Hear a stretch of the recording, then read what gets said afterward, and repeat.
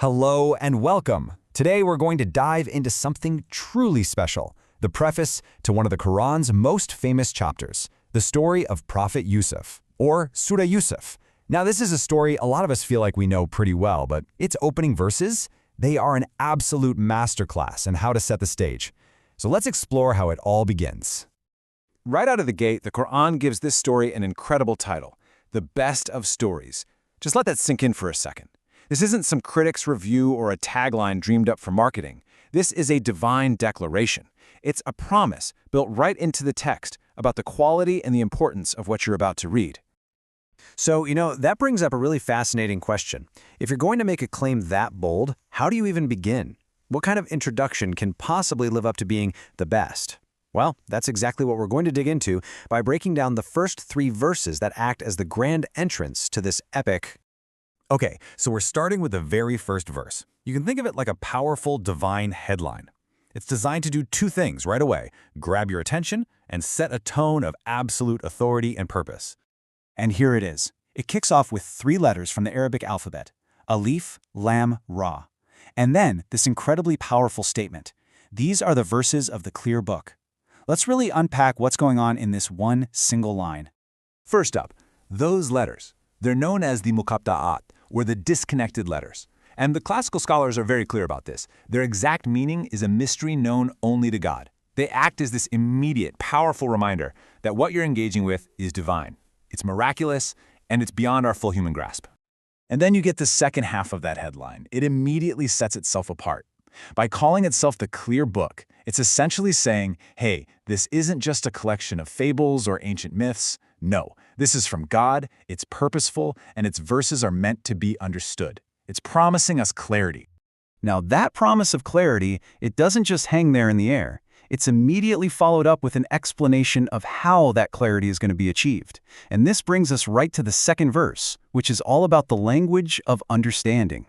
The verse says, "Indeed, we have sent it down as an Arabic Qur'an that you might understand." You see that? There's a direct link being made. The choice of language here is explicitly tied to the goal of comprehension. And this is a really crucial point. Revealing it in Arabic wasn't meant to limit the message. That message is for all of humanity, period. The choice of Arabic was for maximum clarity and eloquence for the people who heard it first, making sure they could fully grasp its arguments and its beauty. You can think of it like this. Arabic is the vehicle, but the destination is universal. And this brings us to the real heart of it. The verse ends with the phrase, لَعَلَّكُمْ تَعْقِلُونَ, that you might understand. But this word, ta'qilun, it goes so much deeper than just hearing some words. It means to reason, to reflect, to really engage your mind, and to come away with a moral understanding. The story isn't just being told to you, it's being given to you as something to think deeply about. All right, so we've got a divine headline. We've got a language chosen for understanding. Now the stage is perfectly set for verse 3, where that grand promise we started with is finally officially made. And there it is. We relate to you the best of stories. After establishing its authority and its purpose, the text now declares the supreme, unmatched quality of the narrative that's about to unfold. The term it uses is aḥsan al-qaṣaṣ. This doesn't just mean a good story, or even a great one. The term implies the most beautiful, the most perfect, the most complete story there is. So, what in the world makes it that good? Well, according to scholars, this title works on 3 different levels at once. First, its literary form is perfect. It's not just a string of events, it's this incredibly coherent drama with real psychological depth. Second, its moral outcome is the best. It gives us models of incredible virtues like patience and forgiveness. And third, its truthfulness is absolute, because this isn't just some tale, it's divinely revealed history.